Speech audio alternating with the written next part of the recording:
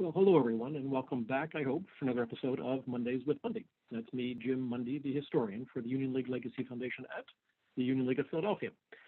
The other morning, I was having a banana for breakfast, and in my addlepated brain, it kind of ticked something off.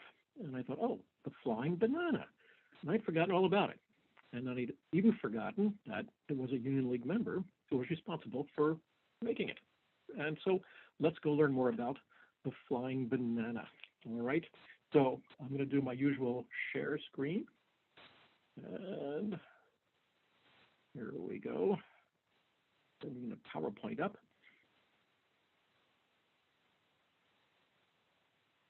Come on. Let's go. Come on, I need you to get out of the way so I can hit. Come on. There we go. Took long enough from the beginning. And so we're back to our third episode of I Didn't Know That. There's going to be a lot of them, by the way, because there's so many things that the league members are involved with that are fascinating things. But in this case, we're talking about a flying banana. So let's, all right, so here we go. Oh my God. Oh, did that thing really fly? It did. And so let's find out all about it. And our story begins with this young man right here. You can see his name is Frank Nicholas Piasecki. He was born in 1919, October 24th, in Philadelphia. And as you can see, he died in Haverford, his house there, in 2008. So Mr. Piasecki is responsible for the flying banana and some other really fascinating aircraft we're going to learn about, hopefully rather quickly, because this could really go deep in the weeds. So Frank Piasecki, as a young man, was very interested in autogyros, which later became helicopters. And even as a student at Overbrook High School, he was studying, learning, working in autogyro places and things like that. So when he graduated from Overbrook, he went into the Town School of Engineering at the University of Pennsylvania and studied mechanical engineering. But he realized that mechanical engineering wasn't his passion. It was really aeronautical engineering. So he left Penn and went to the Guggenheim School of Aeronautics at NYU, and it was there he graduated in 1914. I say 1914, I meant 1940. He wasn't even born in 1914. So he graduates in 1940. He goes back to Philadelphia, and he first works for a company called Platt Lepage Aeronautic Company. And Win Lawrence Lepage would later become a member of the league, but that's a different, did you know that, sometime in the future. He left them a little while later and went to work for Budd Manufacturing Company as in their aircraft division as an aerodynamicist. So he's really going now towards designing, if you will. And then it was in 1943 that he, with a former classmate at Penn named Howard Benzie, they created PV Engineering Forum. And that would lead to this.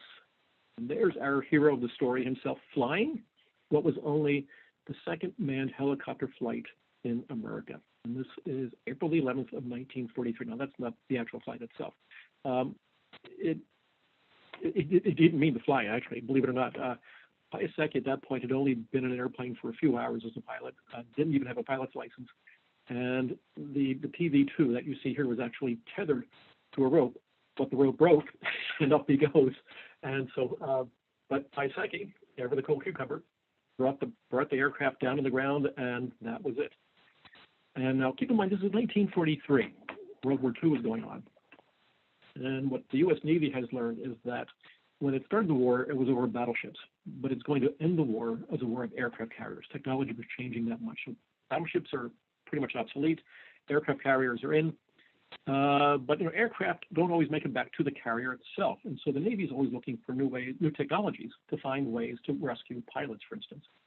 And so that led to Piasecki's creation of another aircraft. But let's take a look at this one. Okay, there it is again. And again, he's at the controls. And I love the way he's always dressed in coat, tie. Wore a bow tie, by the way. Another reason why I like him.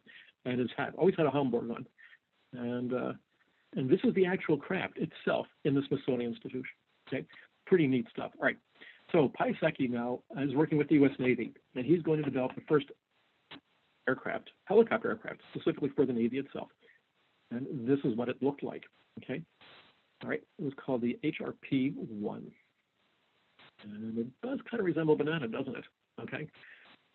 So this is the world's first tandem rotor aircraft. That is two engines independently running, right?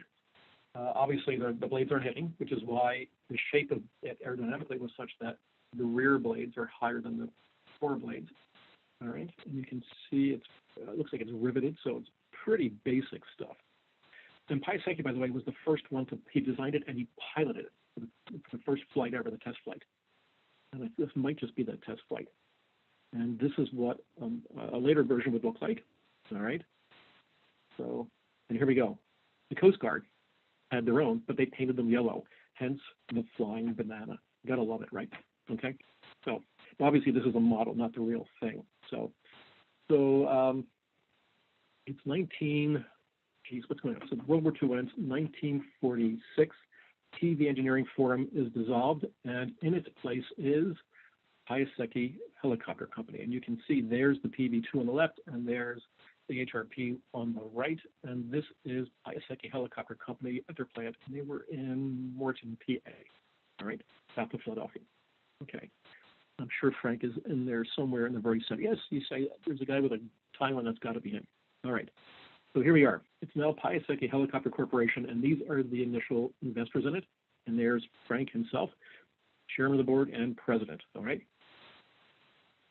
But now keep in mind, Piasecki, he's not wired for corporate management. I mean, this man's meant to be a designer, an aeronauticist, if you will. And so he would have a bumpy road as the chairman and president. And here he is. So this is the way he wanted to be. This is the Frank Piasecki he wanted himself to be. So there he is on the left-hand side in his pilot leathers, all right? And on the right-hand side, I call this his Red Baron look, okay? I mean, he was a serious pilot and designer, right? He wasn't a boardroom guy. So what would happen eventually is that now at this point, Piasecki Helicopter is designing more helicopters for the Navy. So the Flying Banana, the HRP, was known as the rescuer because that was its mission. It was to rescue downed pilots in the ocean when they couldn't make it back to an aircraft carrier. But as technology got better and materials got better, then he designed something called the HUP 1 and 2. And so this is an HUP 1, all right? And this one was called the Retriever. And this is what it did. So here, these are actually rescuers. These are the HRP ones on the flight deck of a carrier. And I'm not sure which class that is, but you can see how big they are relative to the carrier deck itself. And this is actually an HUP rescuing a pilot whose plane had ditched in the ocean. All right, and that's what they were meant to do, and they work incredibly well. All right, so not only the Navy, but the Marine Corps, the Air Force, the Army, and of course the Coast Guard were all ordering these helicopters from Piasecki, and Piasecki is now becoming one of the major helicopter manufacturer in the country, along with Sikorsky, because after all, it was Igor Sikorsky who a few years earlier than Piasecki flew the first manned helicopter flight in America. But anyway, I digress. Not surprising, is it? So here's Piasecki at his office. As you can see, this is what he wants to do. He wants to design. I mean, that's what he's wired for. It's in his DNA. And so in the left foreground, you can see the HUP-1, but behind it, there's a new model, and that's going to be called the HP-16. And let's take a look at it. And there you go. Or the H-16, rather, my mistake. Because everybody wanted a bigger helicopter that could lift things, could carry things, right? And so if you look at the right-hand side of the image, you can see that there's a ramp that would come down from the back of the helicopter, and it would be either a troop carrier, could carry tanks, could carry, mobile MASH units. I mean, whatever it was that needed to be carried, that's what this helicopter was designed to carry. And it was, at this point in time, the world's largest helicopter, okay? Designed by Frank Piasecki and made right here in suburban Philadelphia, okay? And this is what it looked like in actuality compared to the HUP in the foreground. So look how much bigger it is. It's just an extraordinary aircraft, okay? And of course, that technology would lead to more technologies and better helicopter development as the years would go on. And so obviously it would lead to the Sky King, right? And which is now obviously more compact, but jet powered, and will also lead to the Chinook, right? And especially during the Vietnam War, the Sky King and the Chinook were the workhorses of the Army, or the Navy and the Army respectively. But as I mentioned earlier, Piasecki was not really meant for the boardroom. It just wasn't where he was most comfortable. And so in 1955, Piasecki left Piasecki Helicopter, and he would form Piasecki Aircraft Corporation. And there it is. Okay, that was really hard to find an image from. Sorry about it. It's so blurry. All right, and it is now based in Essington, Pennsylvania. All right. So anyway, what is Piasecki going to do now? And by the way, right. So that was 1955. In 1960, Piasecki Helicopter was sold to Boeing Aircraft Division, and it would become known as Vertol, and then it became Boeing Vertol, right? Which all makes sense. And Boeing Vertol is still there today. And we know that Boeing Vertol took a lot of Piasecki's designs and incorporated them in future designs, such as the Sky King and the Chinook, but also some rotorcraft, as they were called. And think of the Osprey that we have today. And so Frank Piasecki is considered the father of the rotorcraft in terms of helicopter engineering and aeronautical development. So in the meantime, what is Piasecki Aircraft going to do? Well, they're going to keep designing. That's what Frank Piasecki does. So this is a compound helicopter because it's both a single rotary shaft at the top, but it's also got, as you can see, a jet. And look at that fan in the back, all right? That's got a jet attached to it, all right? So that was called the Pathfinder. And it was being developed for both the Army and the Navy. And here's the Pathfinder 2, all right? Obviously, in a museum, just nice and sleek and aerodynamic, all that good stuff. And of course, the Pathfinder 2 would lead to even further models. Now, this was being developed in the mid-1960s, 64, 65, 66, in the neck of the woods, all right?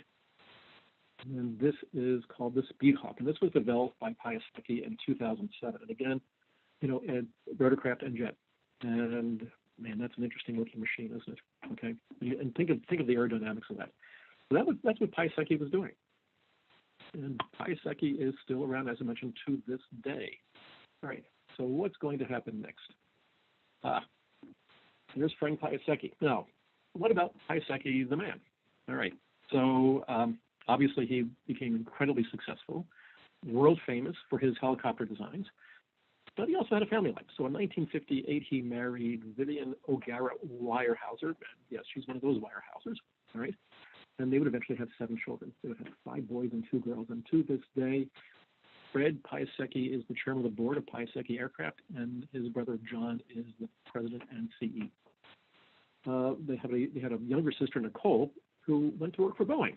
Not surprising, since it was in their backyard, basically, right? Although she went to Yale for not bad to learn aeronautical engineering, and she ended up with Boeing. She spent 25 years at Boeing. And all sorts of jobs, but eventually was in charge of their propulsion systems division when she retired in 2017. Again, as mentioned, after 25 years. So Piaseckis they're all wired for this kind of stuff. So Frank Piasecki, right, he joined the Union League in February of 1982, and he would in 1986 receive the National Medal of Technology, which was the highest award given in that field or category in the country, and that is, there you see Mr. President Ronald Reagan on the right, with Frank Piasecki on the left. And as you can imagine, this was one of many, many, many, many awards that Piasecki received. For instance, and I mean, it would take half an hour to read them all. There were that many of them. By the time he died, he had 17 patents to himself, all those awards, numerous honorary degrees, and the list just goes on and on and on and on and on. So what a fascinating life, and what a fascinating story for a local guy done good, right? Not bad. And this is I think this is a great photograph. I had to put it in here because that, to me, that's just, you can see the man right there, all in all his glory. So that is Frank Piasecki, Frank Nicholas Piasecki, 1919, 2008. Died at his home in Haverford, Pennsylvania, and member of the Union League. And by the way, he's buried at Calvary Cemetery in Conshohocken. Fascinating gravestone. Go out and take a look at it. Okay. So I hope you found that fun. I actually did that faster than I thought I would. So I hope it wasn't too boring with too much information, because there's tons more I could have talked about. So, and the next time around, like I say, we're going to keep doing these. Did you know that? Forever and ever, I think, because there's so many good stories out there about league members and what they achieved and accomplished, so, and how they affected the world in a very positive way. So stay tuned. All right. Thank you for watching, as always. I really do appreciate it. stay warm, stay safe, stay healthy, because it looks like it's going to get pretty nasty out there this winter. So just be well, because we want you to come back and watch. So thanks to the Legacy Foundation of the Union League, the Union League Legacy Foundation, for sponsoring these videos. Hope you enjoy them. All right, see you next week. Thanks for watching. Bye.